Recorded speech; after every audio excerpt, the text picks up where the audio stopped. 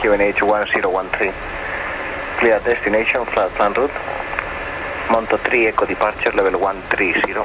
Squawk 4577. This is Varig 8715. To Sierra Bravo Golf Romeo. It's private, Monto 3 Echo, Squawk 4577. 4577, Varig 8715. Varig 8715, clearance correct for push. Please call 121.7, adios. 117, adios. Maracas delivery CSA 701, for Southwest, Boeing 737-400. Varig 715, sorry sir, 72, Stan 72, startup and pushback is approved. Okay, and pushback is approved for Varig 8715. José Papa, proceda con el 737 Europa al 33 por Bravo 2.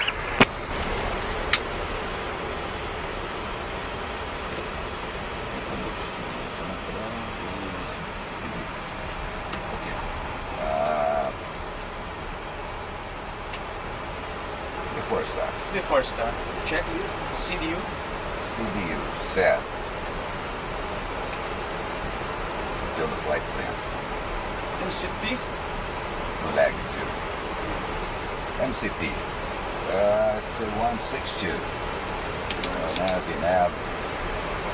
360. Ground load 432, taxi please. That's 432, taxi via Fox Mike, holding point 36 left. And 0. Fox Mike 36 left, lot 432. Before start, checklist. Ignos 2.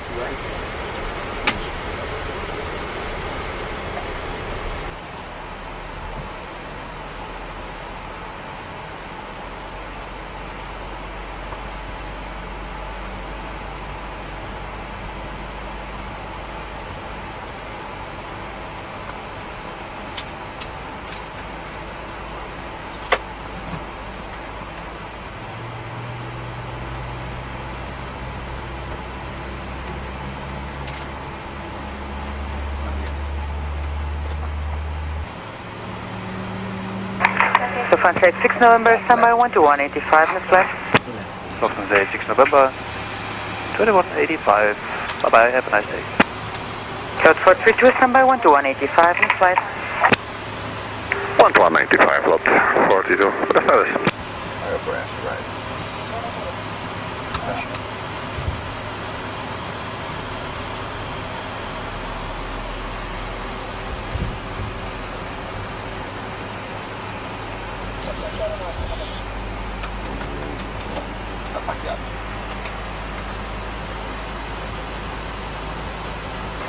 Engine choice. Thank you. Echo. Check it. Flight controls.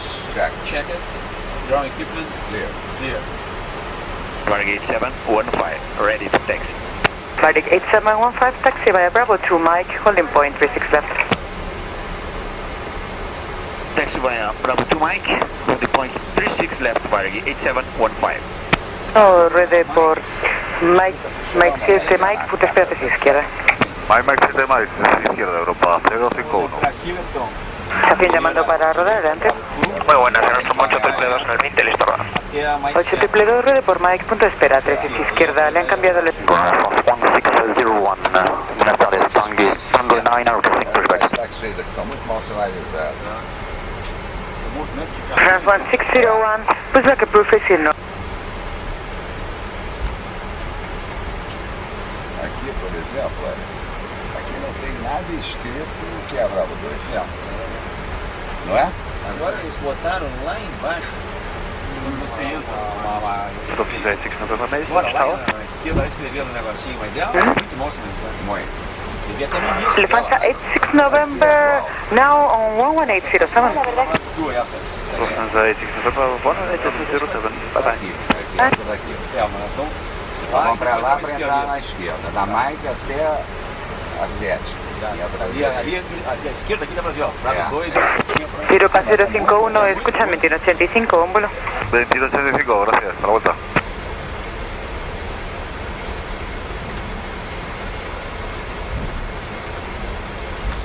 E outra, aqui.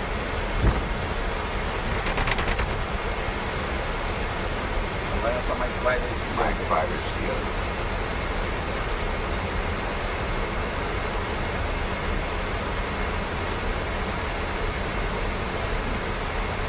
E a primeira. Mike 6 é essa, Mike 7 a primeira direita aí. Primeira direita daquela. First right. Entonces, Madrid, muy buenas, Spanner, corrección, Hotel Uniform Zulu. Hotel Uniform Zulu, buenas tardes, adelante. Yes.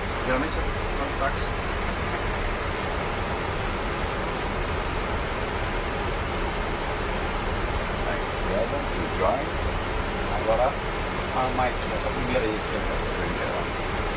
Agora tá vendo, aqui tem Mike 8. Muito ruim isso aqui. Isso pra quem não conhece, isso aqui é Pra de noite é terrível.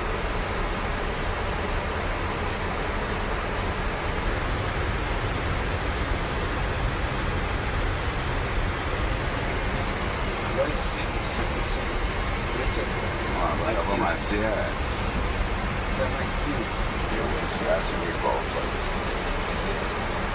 Almost 1601, we are ready to take. Quando a gente vai entrando na Mike 15, ele vai dar.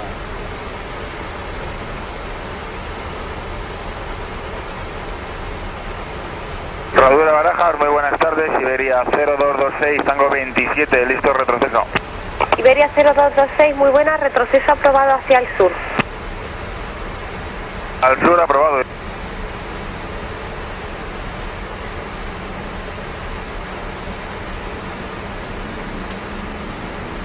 Nostrum 8556, viento 1.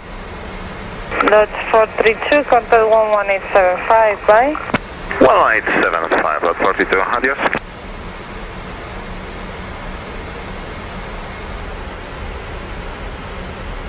Olha, uma boa tarde a todos. 1875, bye.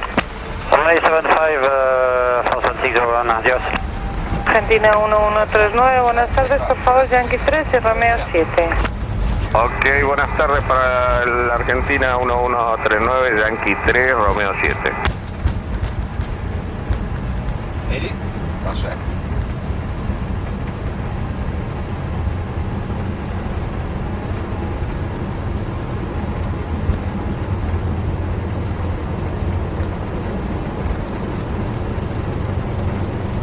Muy buenas. V1. Rotation.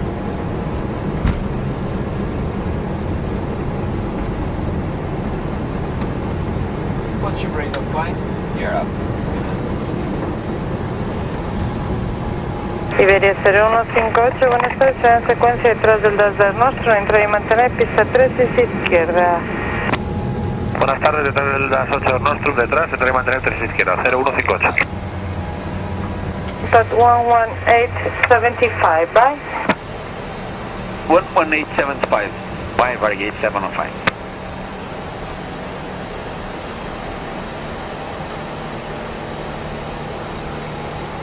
Good afternoon, this is Varig 8715 with you.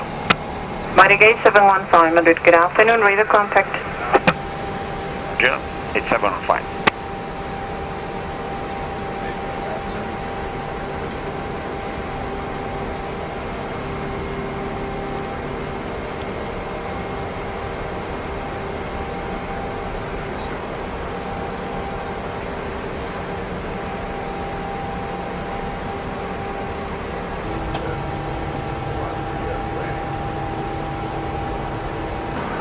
Altimeters and after takeoff checklist.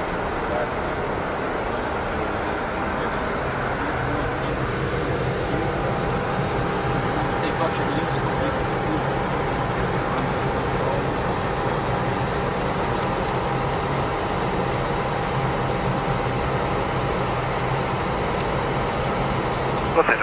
Yankee, suba 150.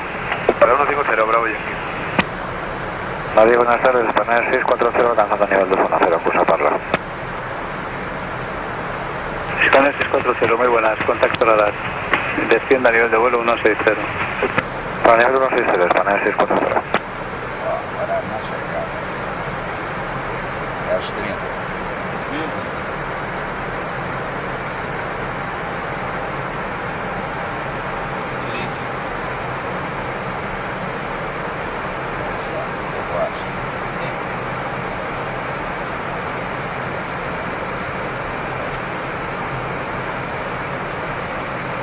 Para nivel 140, España 640.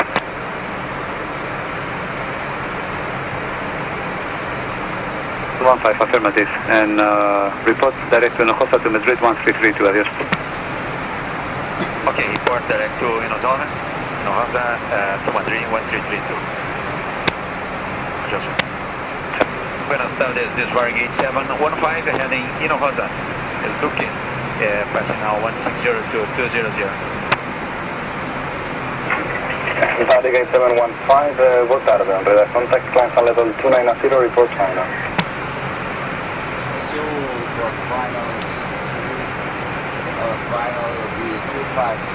Okay, Varig 8715, climb to 290 and on final it will be 350. That's copy. Thank you. Hello, I am Gustavo. I'm the third pilot on this cockpit now. We are climbing to flight level 350, so I'm assisting the other pilots, the flying pilots, with the paperwork. This is a copy of our flight plan, and we call this navigation. We have all the waypoints. We are going to fly from Madrid to Sao Paulo. Okay. Every time you fly and you make an instrument flight, you have to fill in a flight plan. It's a standard procedure for worldwide. And this is a copy what Varig operations has filled in Madrid for this flight.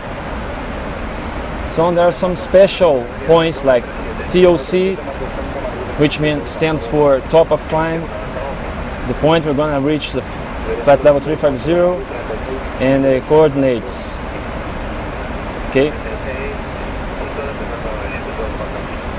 So we fill this in order to accompany the flight, like fuel management and lateral navigation, and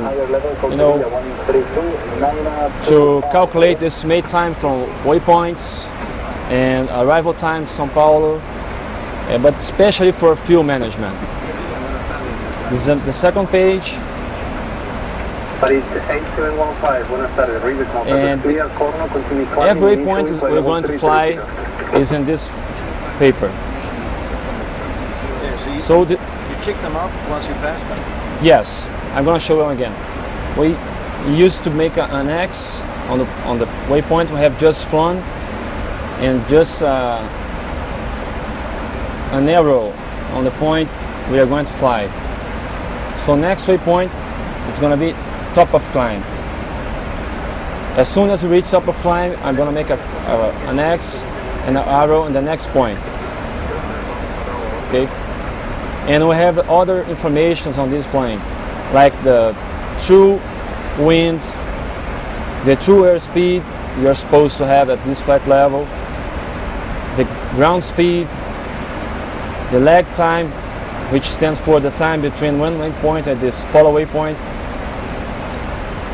accumulated time from the flight, accumulated burn off fuel, and the total fuel aboard.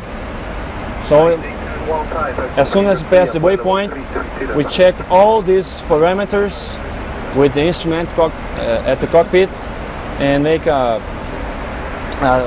navigation management like this. This is the best way you can refine our operation and save fuel or save time.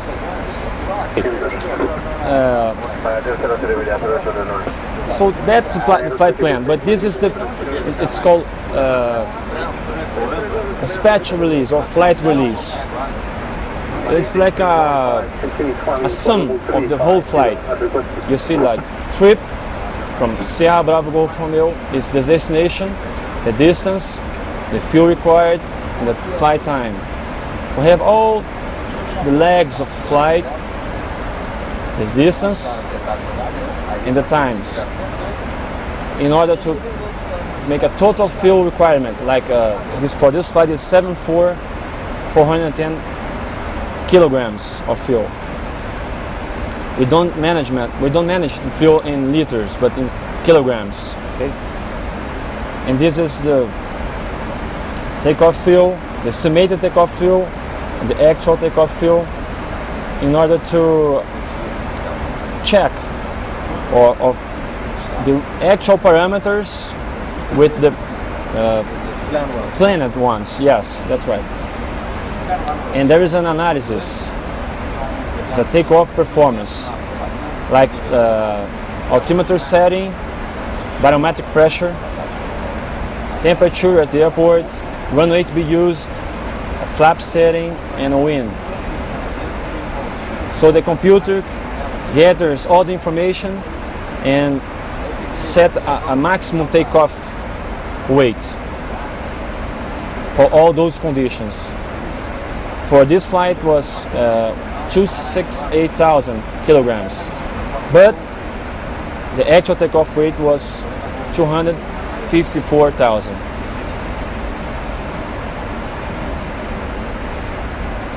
Which very far from the maximum takeoff weight of this plane, that is 295,000 kilograms. We are leveling at 35,000 feet, and you can observe the auto throttle system moving the levers to require cruise thrust. It's very smooth. The 777 is a very smooth airplane. Yes. Yeah, I was just talking about the takeoff performance, and as soon as you get the actual takeoff weight, we use this manual. It's called Operational Data Manual. Varig has a department called Engineering, Operations Engineering, that has a computer, a program computer, that turns all the tables and charts into figures and numbers from every place. Like GRU, it stands for Guarulhos, Sao Paulo. We were at Madrid, okay? So use Madrid, Barajas, Madrid. This Boeing 777 has a lot of thrust, and we were not that heavy, like 256 tons. So we cross-check the limits from climb limits, which stands for if you have one engine fail during takeoff, it would be the maximum weight you would be able to continue climb and clear all the obstacles and whatever. And the runway limits weight, which means if you lose one engine, you would be able to stop at the runway or continue to take off with the remaining engine. Okay, so we make a cross check. We were 256 tons weight. I'm gonna show you this. 256. So the figure on your left, it's 40 degrees. So it's a procedure. It's called assumed temperature takeoff. We cheat the computer like this. We tell him, hey, it's 40 degrees outside. So we reduce it. So he reduces the thrust in order to save fuel and save engine. But we are still at the envelope. Like if you lose one engine or have another problem, you would be able to stop at the runway or proceed to take off and climb with all the security. It's for saving fuel and engines, of course. Just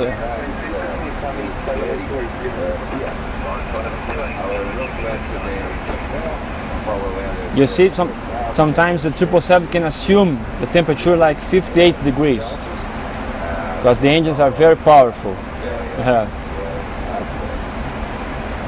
And I like to show another feature of the Boeing 777s, like Sao Paulo. You have the other sheets. The yellow sheets means you are using a D-rate takeoff. It's takeoff 1. The engines are reduced 10% of the maximum thrust, and you can use the simul temperature as well. And there is another D-rate. It's 25% D-rate. Like if you have 100,000 pounds of thrust, the computers understand you are using 75,000 pounds, and then you can still use the simul temperature. For a very short flights like Sao Paulo to Rio, it's only 30 minutes. We use the takeoff 2 and a temperature of 50 degrees. Yes, because the engines are very powerful. Oh, this is the Boeing 777.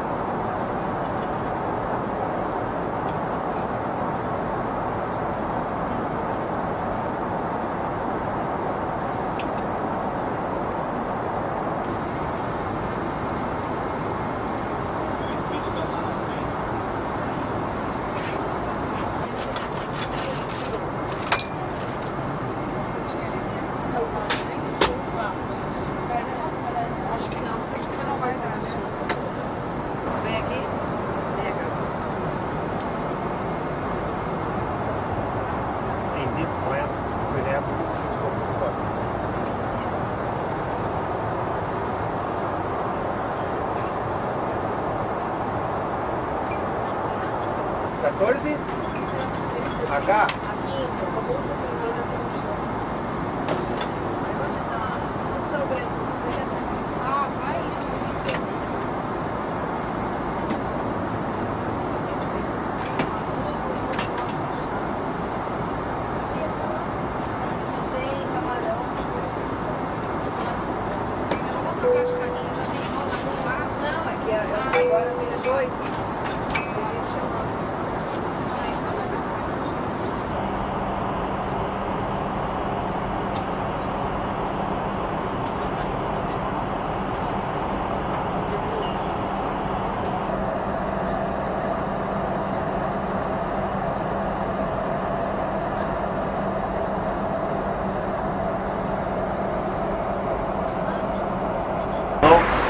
Now we're going to show you the electronic compartment of the 777.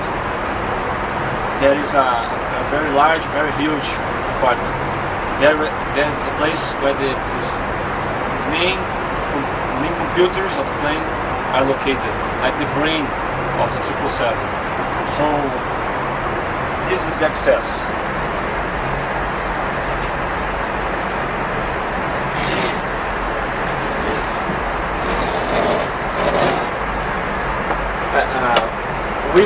We pilots do not use this in flight. It's just for ground maintenance. Okay, so but it's curious. It's not curious.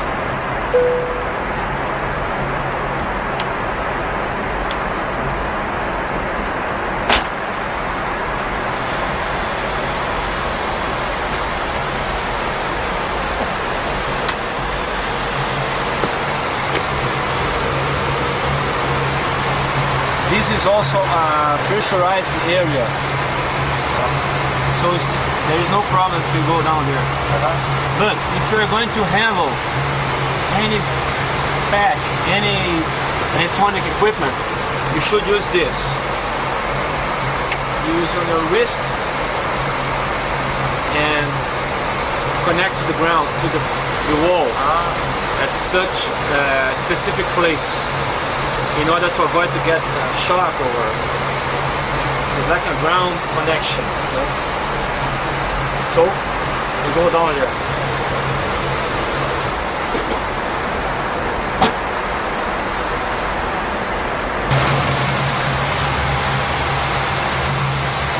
Nice. This is the electronic equipment compartment. We have three doors, three access doors. That one we came in. This one, beyond that door is the outside. It's a pressurized door. And there's another smaller door in the front. That door is the access to the forward cargo compartment. And all the circuit breakers are located down here. We have just a few circuit breakers in the cockpit. I'm gonna show you later.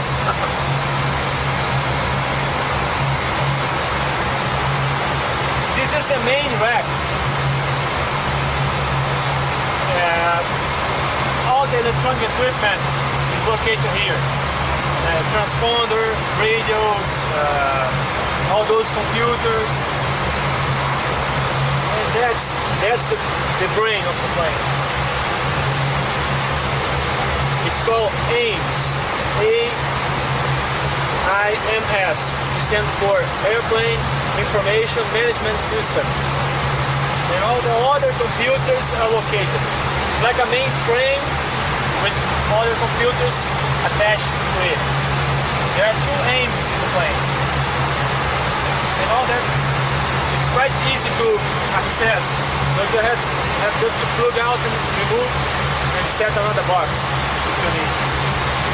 This is the TKS or whatsoever. Bus control power unit. Okay. This is the portable maintenance access terminal, PMAT. We have another MAT or maintenance access terminal in the cockpit.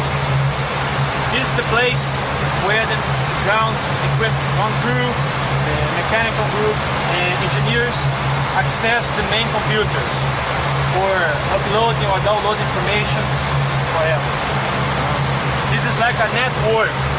All the equipment talk to each other.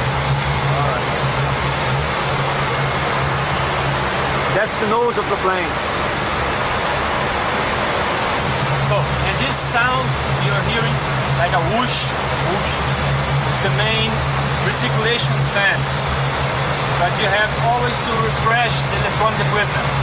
It gets hot, warmer, it may malfunction. So we have to circulate the air the most we can. So there are two main recirculation fans in this area. These two green bottles are compressed oxygen for the flight deck, cockpit, for the crew, flight crew members. And the passengers also have oxygen. But the main cockpit, the main cabin, there are chemical generators. Powder? No, in case of rapid pressurization of the cabin.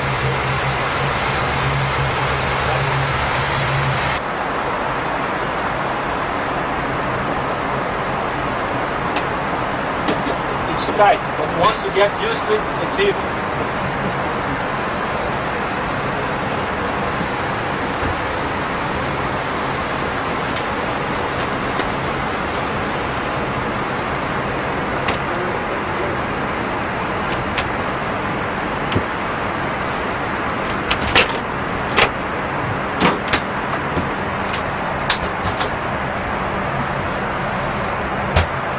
That's it.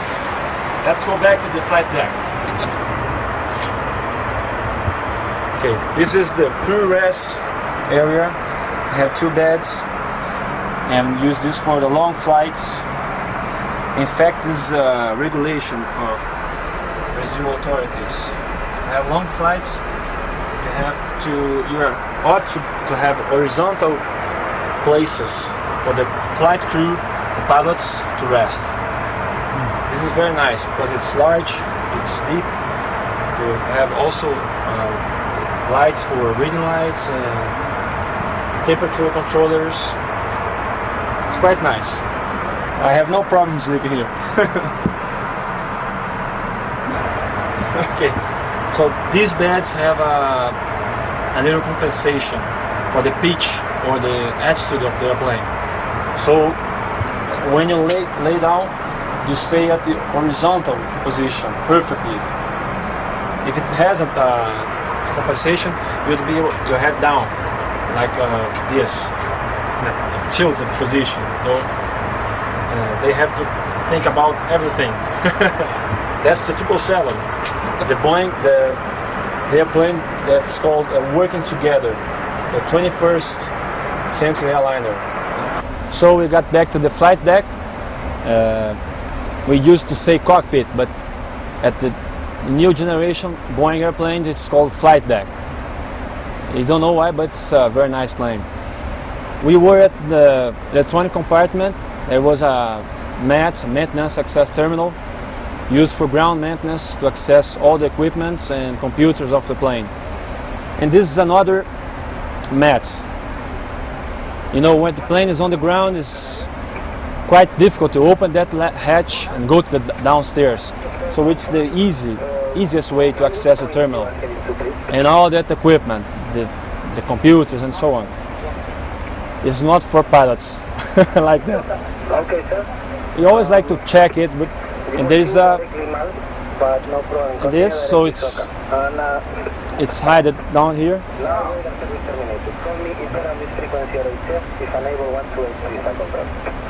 A mouse pad and mouse, so that's it.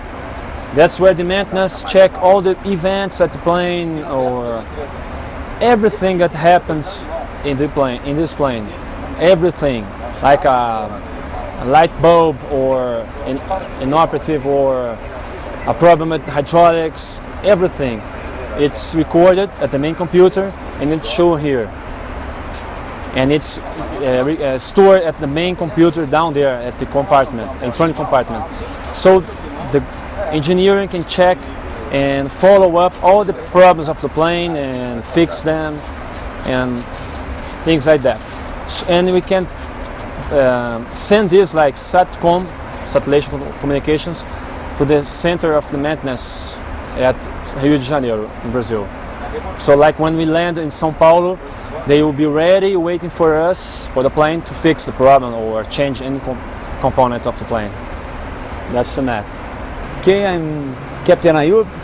I'm 48 years old and I was flying MD-11 since few months ago, and that's my final check ride in Boeing 777. That's my final check ride right now, today. And I'm flying around since 1971, 33 years old, flying around. And since I was a kid.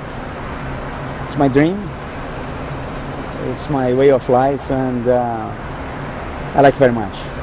I'm very happy with my job, and all I want is to be a good professional, and flying Varig Airlines for me is the best company around the world. Okay, how are you? My name is Figueiredo. I'm captain here in Varig since 1973. Anyway, I became captain in 1972 in VASP.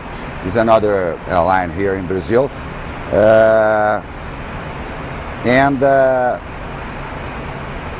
I flew in my career DC-2s, DC-6, Electra 2, Boeing 737, Boeing 767, DC-10s, the MD-11s, and now the 777.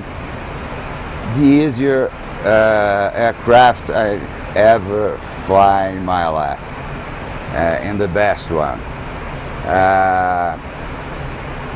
And I'm very proud to be here telling this to you and flying in Varig. And welcome to Varig. This is your house. Okay, I tell you that I flew DC-2s. The DC-2s is like a DC-3, but with angular fuselage, in difference of DC-3s, and the engines is had a less power than the DC-3s. The flying instruments was a very interesting thing. Here in the pedestal, we had big like this size compass rose, and with just one needle, ADF needle, and we made the procedures, instrument procedures, and works very good because the grease was like this size, and the precision was better than this. With this kind of instruments we have RMIs we have today on board another aircraft, analog aircraft instruments, and the speed is we can see everything very slow passing for us, and that's it. What I think what I had to say to you about the DC-2s. Yeah. Very interesting information. The father of Captain Figueiredo was old captain for Panair of Brazil, old airline in Brazil, very cute airline. And my father was a pilot for Varig Airlines for 38 years old too. He's an old captain too. I have picture here with from my father in Panair do Brasil in the 60s and in the 50s too, and Saint-Exupéry picture from that time, signed for him. Yes, I had. This one is my father. At that time, he lost 2 engines on DC-7 in the middle of Atlantic Ocean, and then he approached the Morocco's shoreline and landed in Agadir. And this is Agadir beach with 2 guys from Agadir.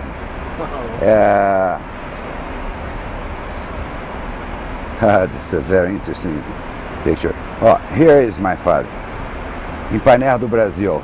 This is a constellation, Lockheed Constellation. It's a Captain Figueiredo.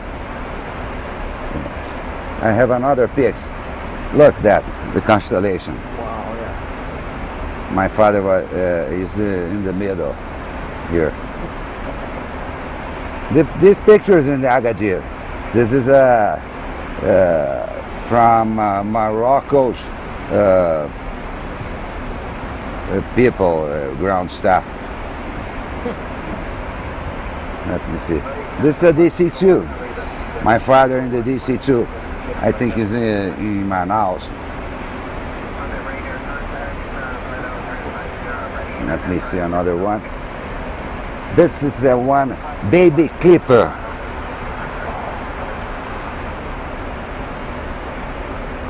Baby Clipper. I have another picture from.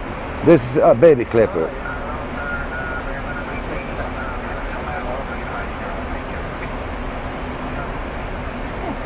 Here's my father in his uniform. This picture is from 1943. This 1943. It's too old. His picture. Say his name again. Huh? His name? Antoine Saint-Exupéry. Who wrote the Petit Prince. Oh, yeah. The Petit Prince. Ah, I'll show you this. Não, deixa eu ver depois a foto do teu pai, hein? Ex-pilot, ex-pilot from Aeropostale. Today is Air France. We signed it for him. Look the date here, up here. Agadir 70758. That's it. Okay, my friend John, here's the Sao Island, Cabo Verde Republic, and we're approaching Sao. As you can see in the map, we depart from Spain, Madrid International Airport, and here is Sao Island in the middle of our way. And after that we'll fly towards Natal City, Brazilian territory, and after that across Brazil we'll fly towards Campinas City and finally Guarulhos International Airport. That's a good flight.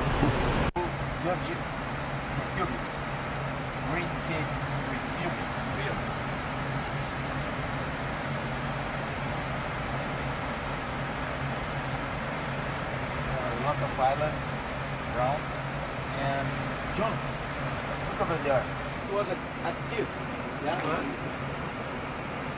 It was a lie. Very high.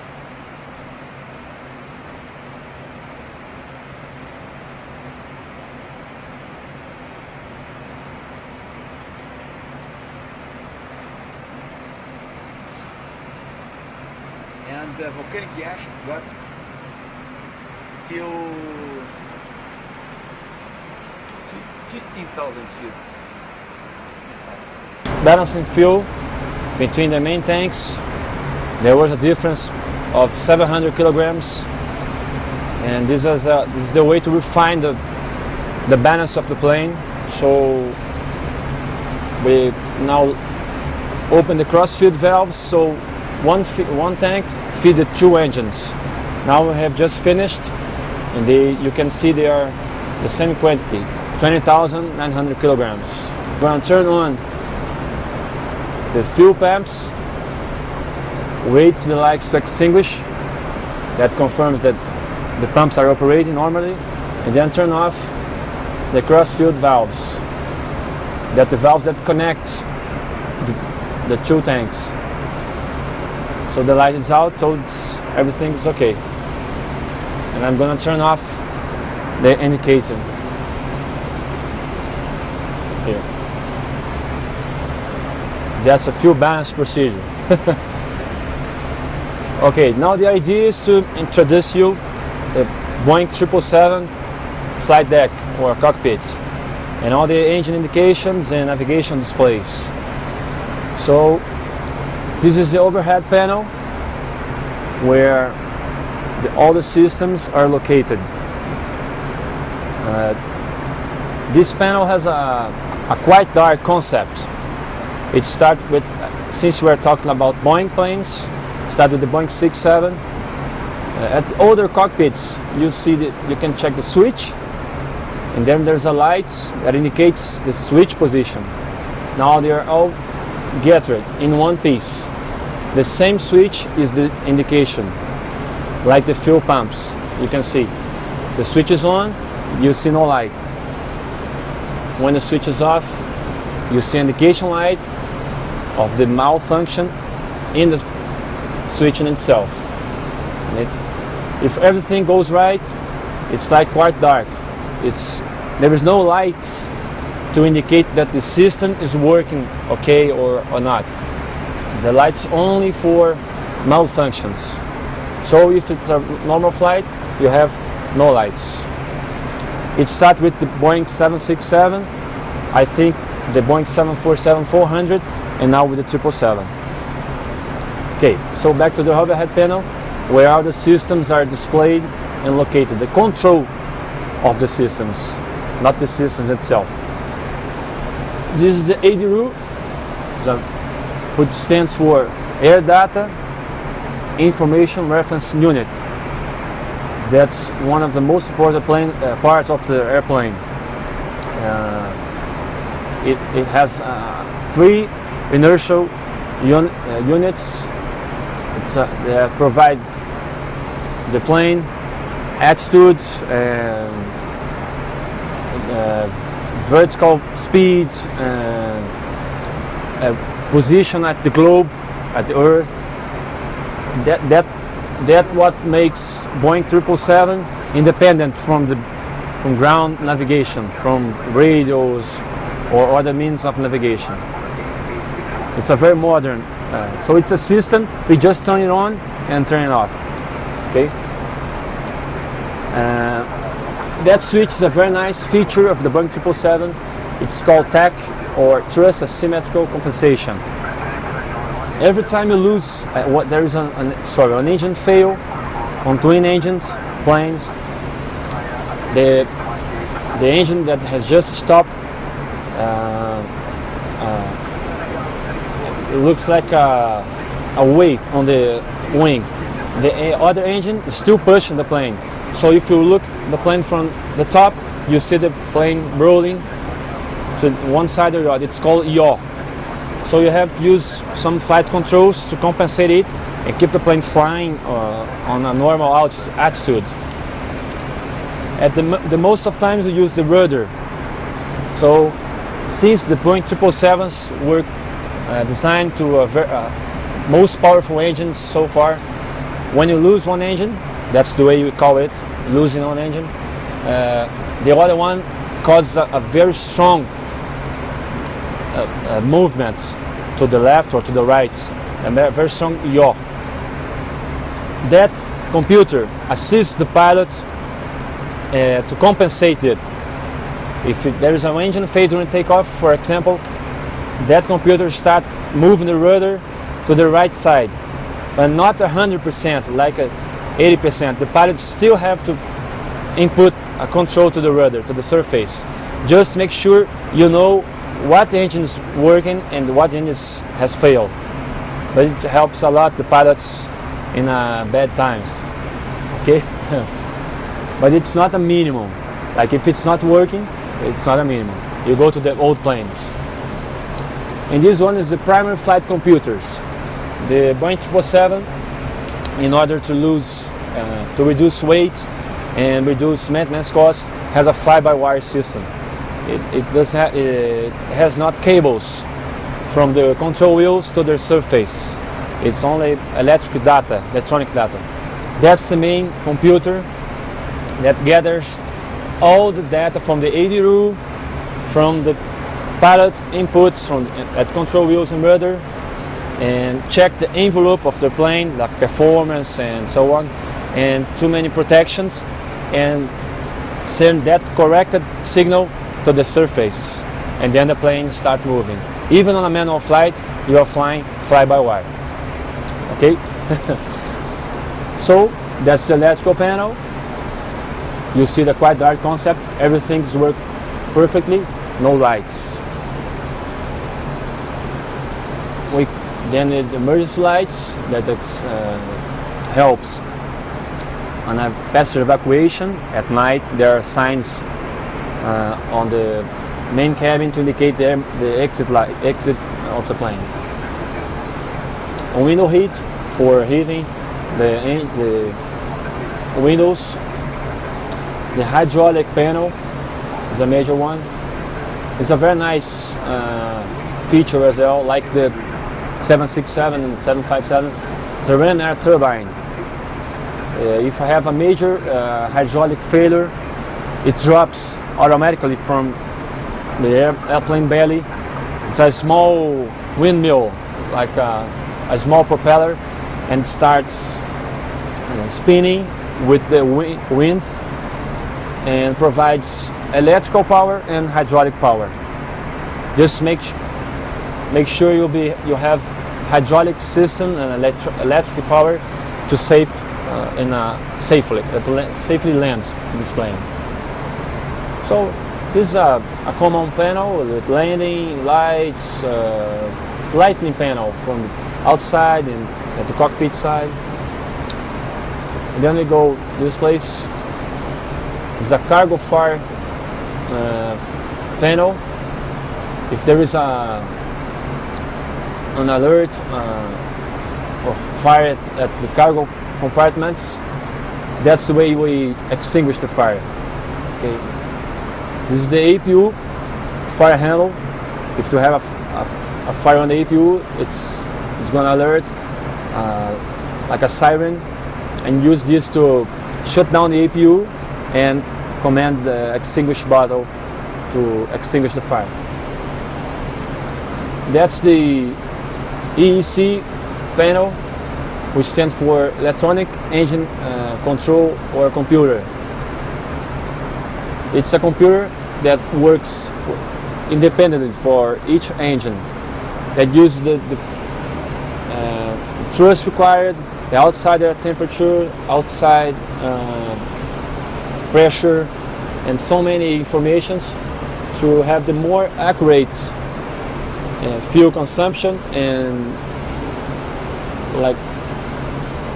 the more accurate fuel consumption, and yes, and it works like a safety feature as well. You cannot overboost the plane, the engines. Okay, it continuous monitor the engines. If they work, yes, so the reverse thrusters as well. If they are working properly, and if they are working quite the same way.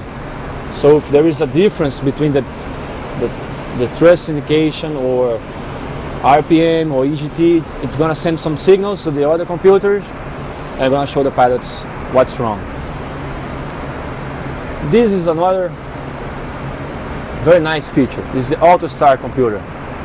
You have seen on your CD, when you start the engine, you just push this switch to start and opens the fuel control switch, this one. So the auto start computer will monitor all the engine parameters, the outside parameters, and is going to start the engine for you. This is the fuel jettison panel. It's used for jettison fuel, eliminate fuel in case you have to land in a weight heavier than the maximum landing weight of the plane. For instance, we took off from Madrid, like 50,000 kilograms above maximum landing weight. So we use this panel to eliminate fuel in order to light the weight of plane, and make a safe land. Of course, if you have a fire or something very terrible, you're not going to use this. You're going to land as soon as you can. But sometimes it takes like 20 minutes to eliminate the fuel needed to become to to get at the correct way to land. And it's a very advanced system.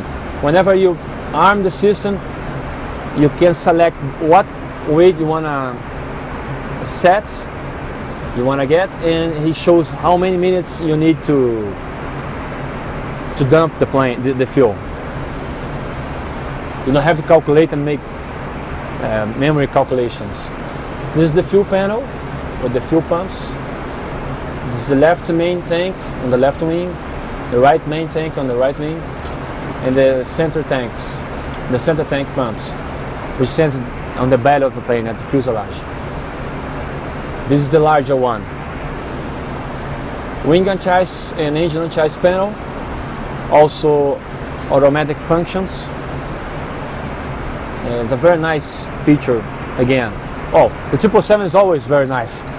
It has ice detectors on the outside of the fuselage on a specific point. Some sensors sense literally the icing build up, and then it get warm and melts the ice. And then if this cycle happens like 3 or 4 times, there's an indication at the panel, the ICAS panel, saying ice information or icing detected. If the system is on, he turns on the engine unchase automatically for you. Like you don't have to be concerned all the time on wing and engine ice information. So the outside exterior lighting, rotating beacon, navigation logo, and wing lights to make the wings, and other exterior lights for it, making turns on the ground, taxi light and strobe light on the wing tips and tail. Okay, this is all for pneumatics system. The air conditioning systems and the bleed air systems and pressurization systems in itself. The air conditioning is for setting the temperature of the cabin and the flight deck and the forward cargo compartment and so on. Bleed air controls and indicates the bleeding air for engines and APU that feeds the pressurization and air conditioning systems. And pressurization is also automatic. We never use this, only if there is a malfunction or rapid pressurization whatsoever. This controls the windshield wipers for snow. Okay. This is the MCP, mode control panel, where pilots access the autopilot system and flight director systems, which is a system that guides the pilots throughout the flight or guides the autopilots. It's an interface from the pilots to the autopilots. You have too many features down here. It's very nice. It was made by pilots for pilots. That's the truth. This small panel is like this one. It's called EFIS control panel. EFIS stands for EFIS in English, Electronic Flight Instrument System. That the system that substitutes and replaces the analogic instruments. You control, there is one panel for each pilot, for each side of the cockpit. This one is a very different, it's a very brand new feature that makes the 777 very different from the others. It's a display selector panel. You don't have this on the 400, 747 or 767. You control 3 multifunction displays, which are that one, this one, it's a lower one, and the right MFD, multifunction displays. I'm gonna show you on this one, the lower one. So you see lower center. You can check all the synoptics indication of the systems. For instance, electrical system, hydraulic system, fuel system, air systems, doors, if they are closed and they are on the automatic mode, landing gear indications and systems, and flight controls.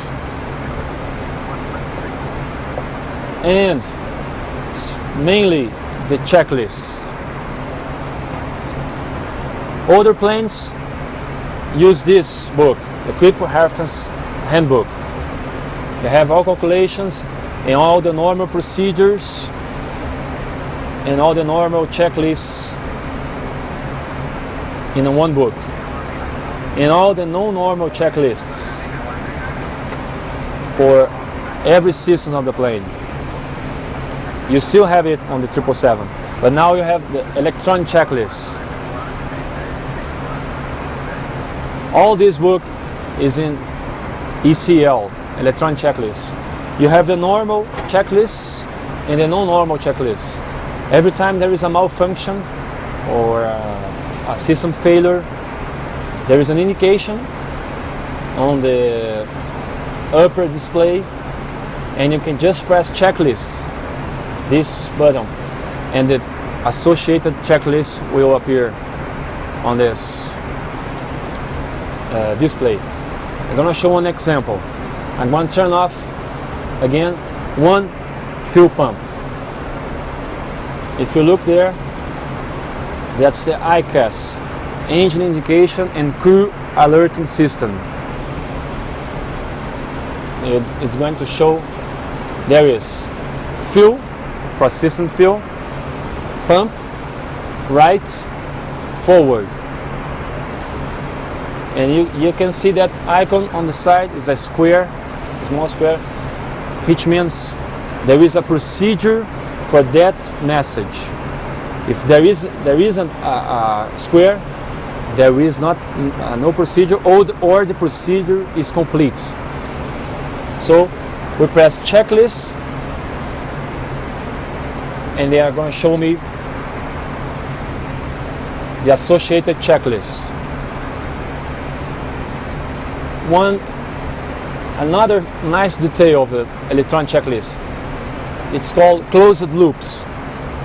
You see, I haven't done anything, but the system knows that that command to right forward fuel pump switched off is already off.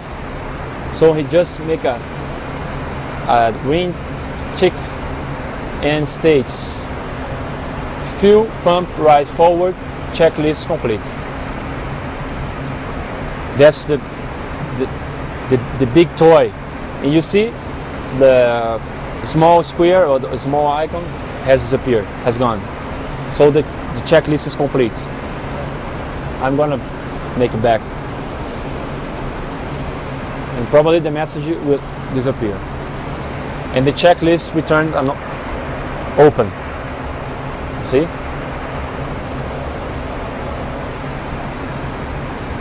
That's unique for 777s. And what else? So these are the CDUs. We have 3 independent CDUs, which stands for computer display unit. Is that right? Computer display unit. Yeah. That's the way the pilots access the flight management computer. It's a computer which is located down there where we have been, that basically controls and calculates all the airplane performance, lateral navigation performance and vertical profiles and vertical performance. That's where you set the waypoints, the routes, navigation radius, frequencies. You can set almost everything in these CDUs. They go to all this data go to this flight management computer, FMC, that calculates and give you back all the predictions and calculations on the displays and on the navigation displays. The third CDU is only a backup CDU. We use only for communications. In case one CDU fails, this one automatically turns on like the other CDU.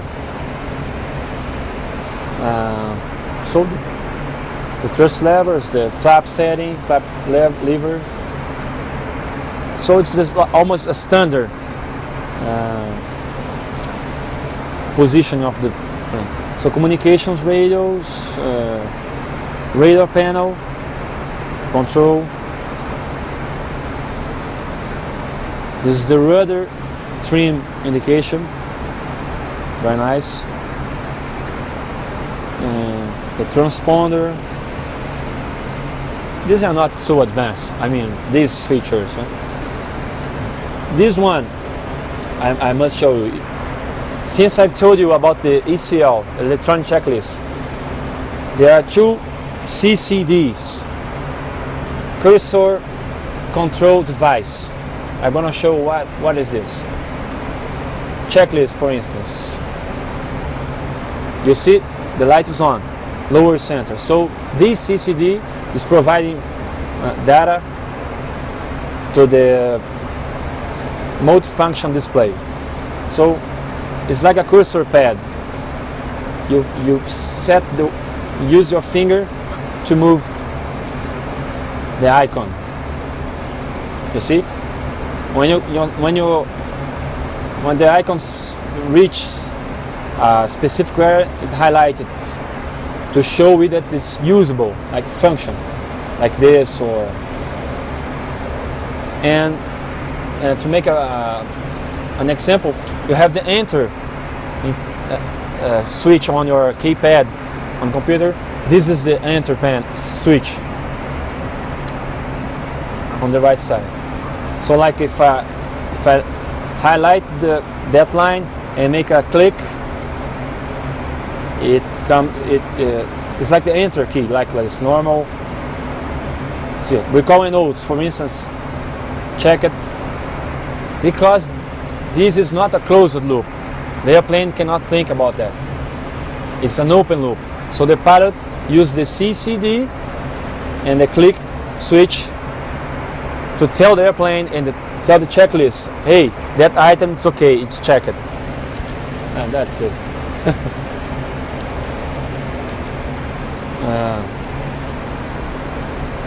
This is a PFD panel. It's present in many new generation Boeing airplanes. All the navigation and flight informations are gathered in one instrument. So we have the ADI, the artificial horizontal indication, the altimeter, vertical speed indication, radial magnetic indication, like a compass, and the speed tape, like indicator airspeed indication. So you are able to fly the plane looking for one point. When you look to the ADI, you can see the speed, the altitude, the vertical speed, and the course and heading you are flying. It's called PFD, Primary Flight Display. This is a navigation display. You use a map, and when you use the EFIS control panel, as I told you, you use this. You select things on these two displays. For instance, I'm going to increase the range of the map, okay, or decrease the range. I can show here the airplanes on the map, or navigation stations, or the estimate times, like times and so on. That's what the EFIS control panel controls. And the return of the weather radar. Can show us, you will have some CBs ahead, and this one, that one red one, you have to deviation to the right is the best way to avoid the weather. Yeah. To avoid the CBs. This navigation display is very advanced and very useful for pilots. You can see at the same time the weather information, your desired track, your actual track, actual heading, all in one display. So the magenta line is the route. It's very helpful. In that case, you have to avoid weather and deviate. And you turn on the weather radar at display control, at the EFIS control panel as well. And these are multifunction displays, but you may think if there is a major or it's a failure on one display, it has a transfer, an automatic transfer, but you can switch like this. So now this is the ICAS display, or just navigation, or primary flight display.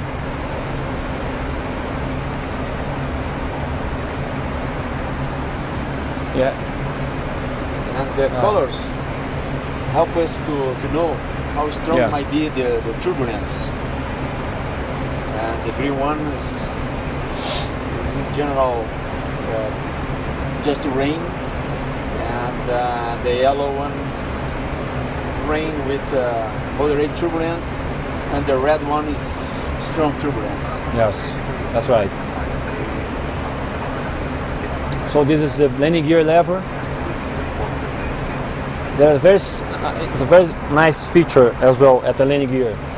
So far is the major and heavier landing gear in a commercial plane. It has 6 planes on each strut, 6 wheels on each strut. When you take off, the main strut, main gear tilts down 5 degrees in order to fit perfectly at the wheel well. So they go down 5 degrees and then retract. When you release the brakes, the gear down, and get the gear down, it goes down and then tilts 13 degrees up in order to, well, make a very smooth land, in order to make all the wheels touching the runway at different time. So you're gonna splash all the water or snow if there is at the runway, and you get a much more efficient braking action on the wheels.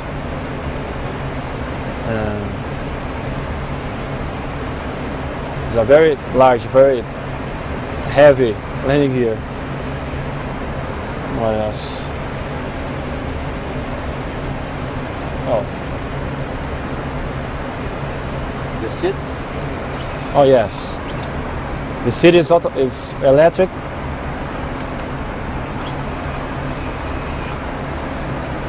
Very comfortable. Very comfortable, very nice. The colors are very quiet. At the concept, quite dark cockpits. You have a pretty beautiful sight from here. It's a very good office. You know this small fonts, GPS? That indicates that the major updating source from FMC. The flight management computer uses a lot of signs and source to update the present position every time, every second. For the most precision, most accurate source of information is the GPS, the satellite navigation. But the FMC does not disregard the other sources. It continuously receive all data, gathers them together and calculates the real, the actual position. But this means GPS means that that's the major, the most accurate now. If you turn off or disregard the GPS updating, you see now it shows inertial. So the major source comes from the ADRU, the inertial reference unit.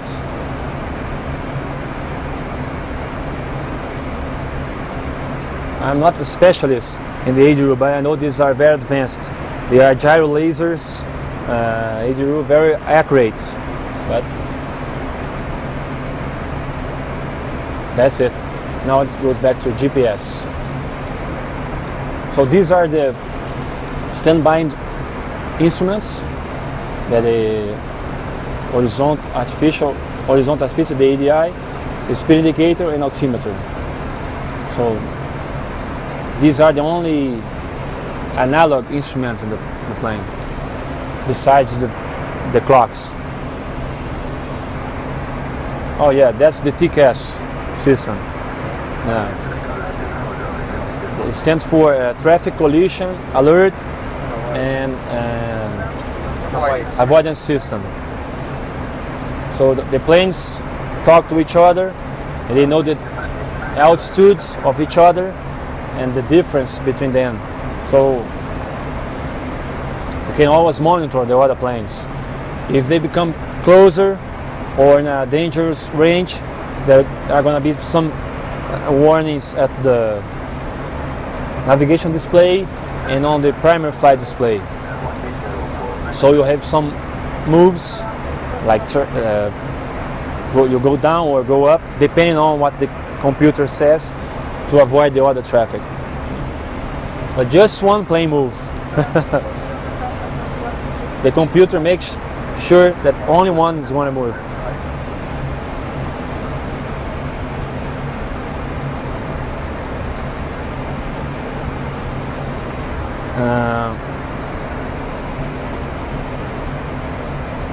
There's another important component that is SAARU. It's SAARU. Stands for Secondary and Auxiliary Air Data Units. It's like a ADRU, but less powerful, and it stands for a backup indication for the standby instruments, and it continuously works, but just as a backup of the ADRU. They work all the same. 777 is a very redundant airplane. There are 3 hydraulic systems. Well, there are other planes with 3 or maybe 4 hydraulic systems, but one very nice detail is every major flying control surface, like ailerons or spoilers, rudders, are powered by at least 2 independent hydraulic systems. We have the left system, the center system, and the right system. So like the left outboard aileron is powered by 2 hydraulic systems. So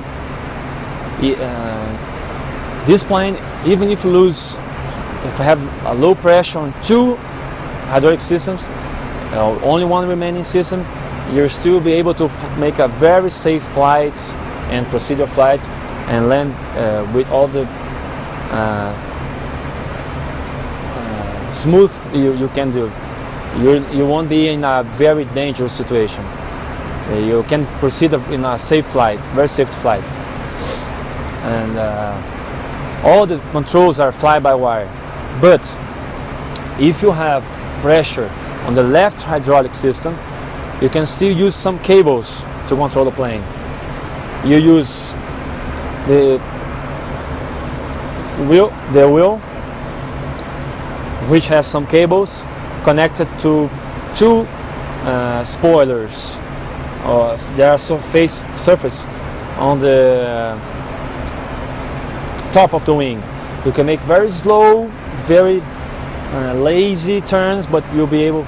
It is a direct control from cables direct to the wing, and you can use the pitch trim levers with cables,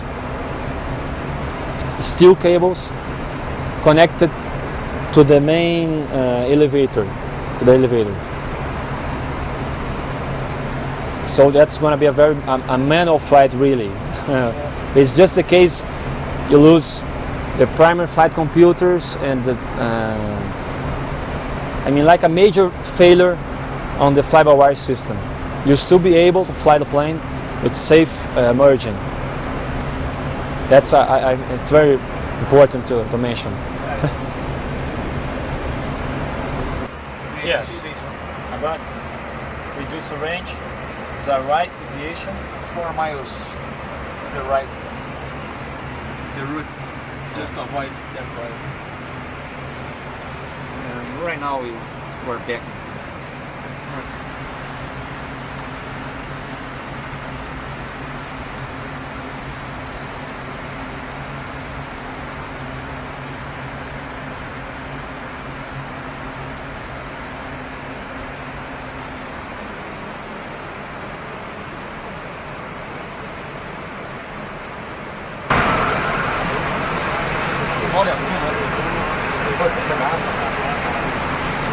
Welcome to the South Hemisphere.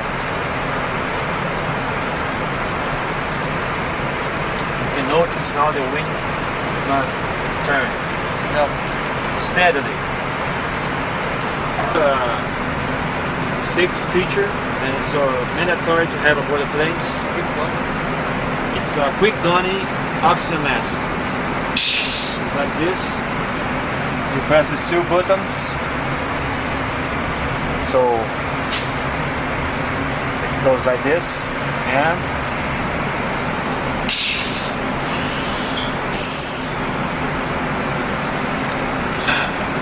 that's it. They use this for method pressurization, the smoke removal, and so on. In case of smoke, fumes, and cockpit, we use another safety feature, the smoke goggle.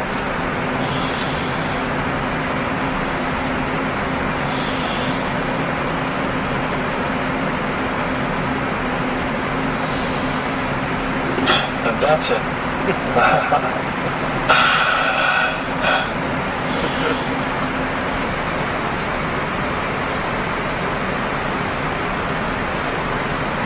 Vai ver uma porcaria lá no centro de treinamento, né?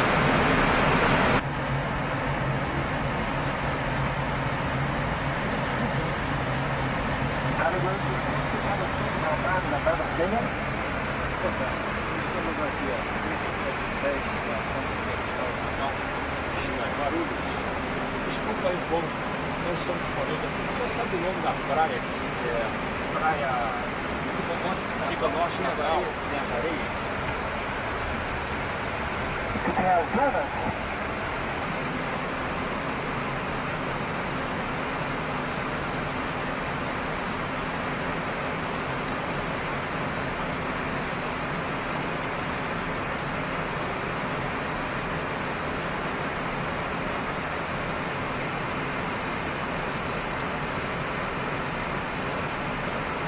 Okay, Captain Ayubi.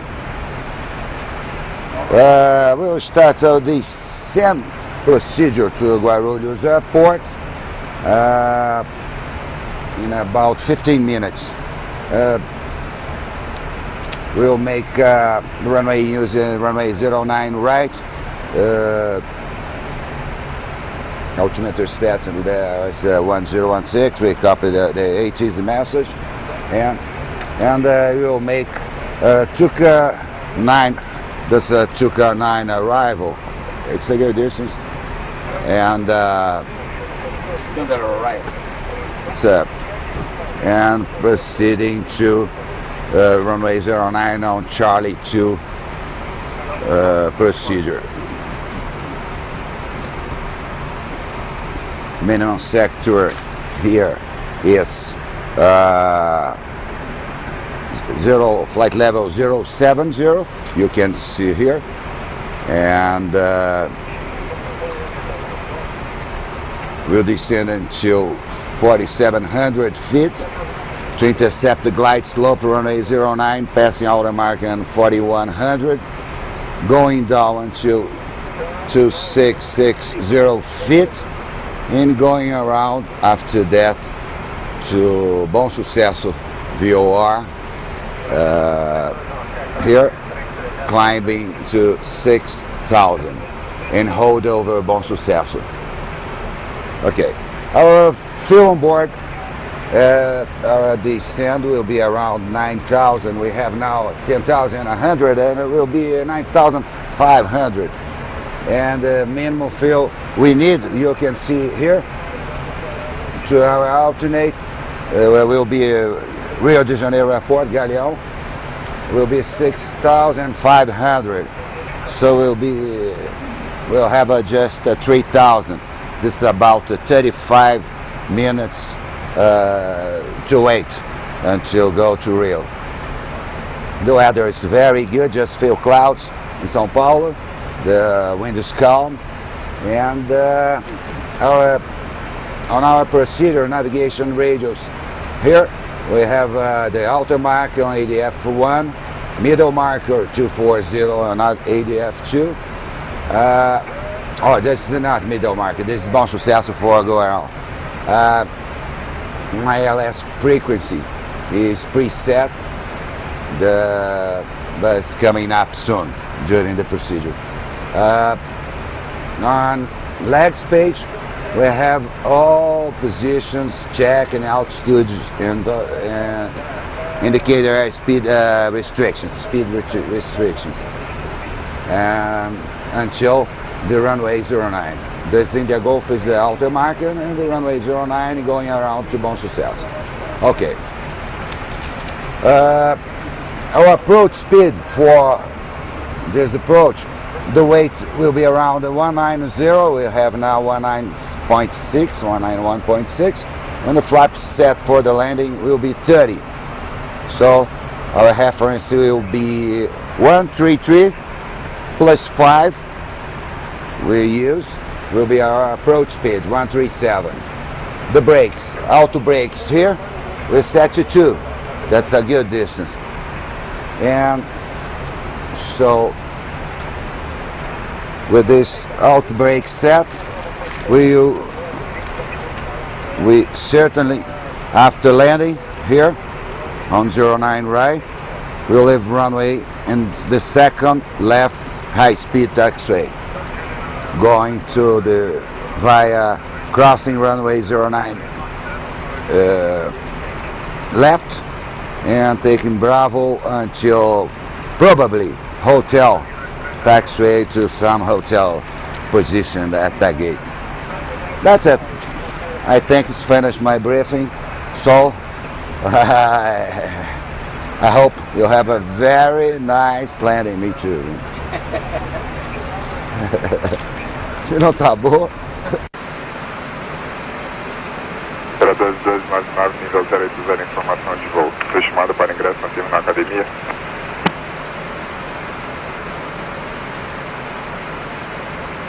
Na academia nessa frequência, alternando o controle 122.4, opera 2299.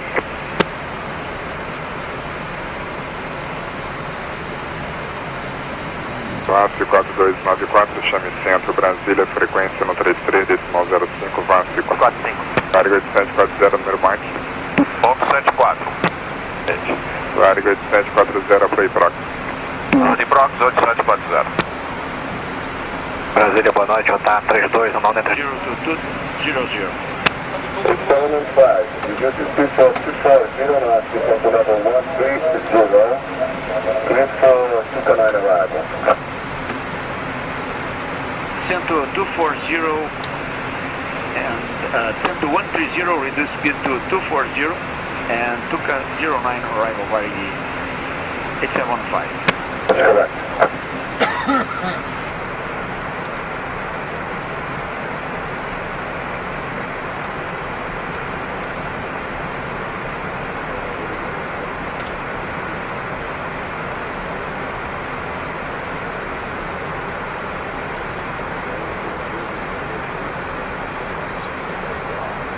É quase que impossível.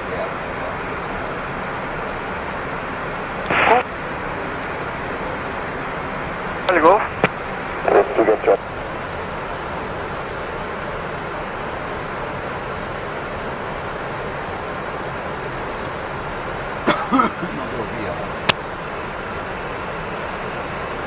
Varig 8715, passing now 140 to 130. Okay, descend to level 90, 87 and 5. Descend to 090, Varig 8715.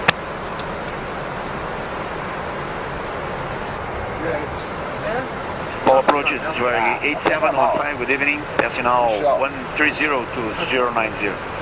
Good evening, 8715, descend to 070. Descend to 070, Varig 8715. 17. 400, 120.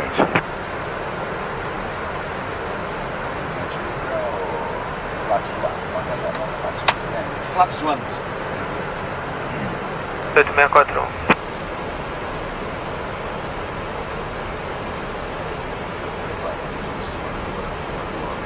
Varig 8715, desça para meio mil pés, com 1015, correção, corno 0 no meio no ajuste. Descend to 6000, 1016 Kennedy, Varig 8715. We'll check this. 1016. Controle Varig 2119, Buenas. Varig 8641 para o 130 para o localizador, desça para 400, autorizado final LS 8641. 30 pura 400, autorizado ILS 8641. Valor 2119 Varig, desça para o 090 vigilância. 090, vigilância 2119. 797, turn left, heading 320. Left heading 320, KLM 797. Deixa assim, mas embora. Não se deixa fora. 3745, descida para 4700, autorizado final LS, reduzindo para 180 nós.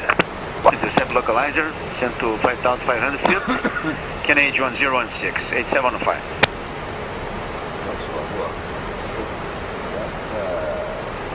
Direto, não sei. Pode ser.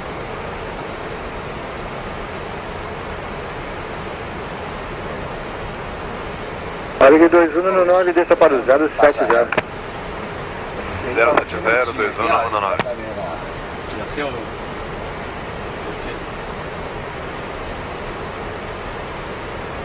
We are flying heading select with local ILS Harvard, approach Harvard.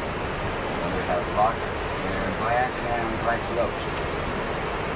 We are going down to 5,500 feet.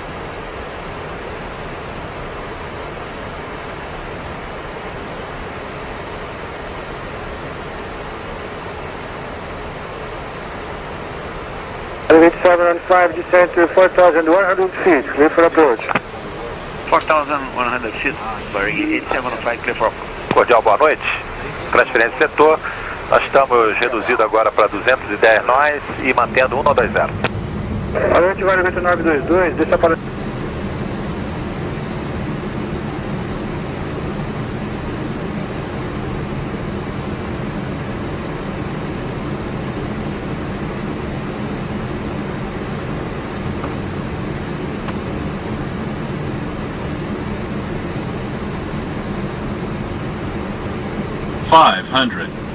Shots check. No, that's 400.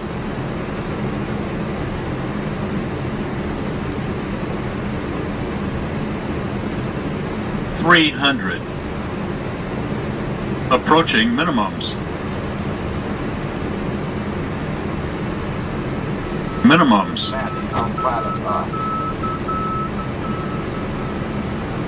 200.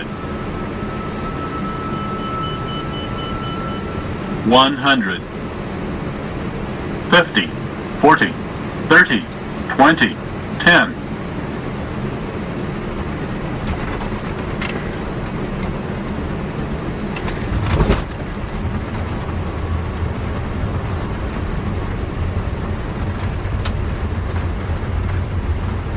auto brakes on.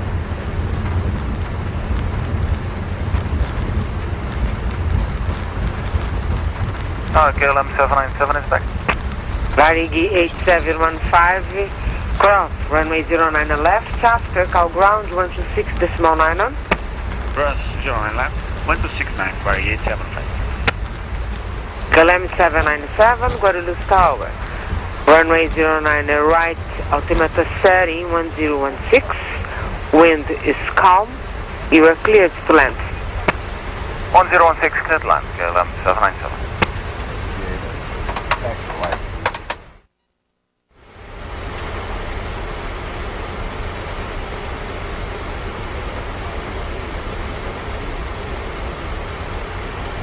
Torre, Guarulhos, muito boa noite, é o Varig 8922. Boa noite, Varig 8922, é a Torre Guarulhos. É o número 2 para pouso, 9 da direita, o ajuste 10 no meia.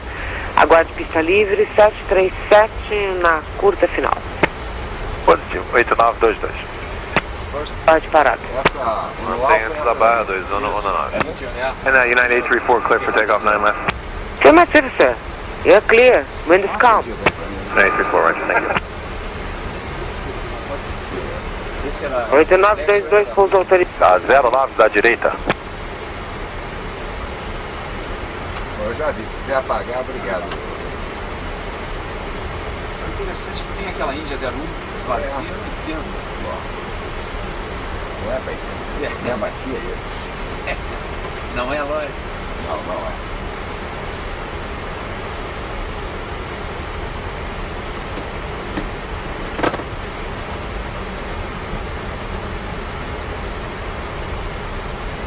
Guarulhos, boa noite, Varig 2371, a 1,5 de externo embaixo travado. Varig 2371 é a Torre Guarulhos. É o número 2 para pouso, 9 da direita, o ajuste 10 no meio, aguarde pista livre. 737 na curta final. E enter.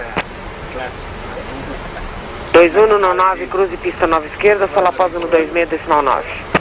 Livre cruzamento, 09 esquerda, 1269 após 2119.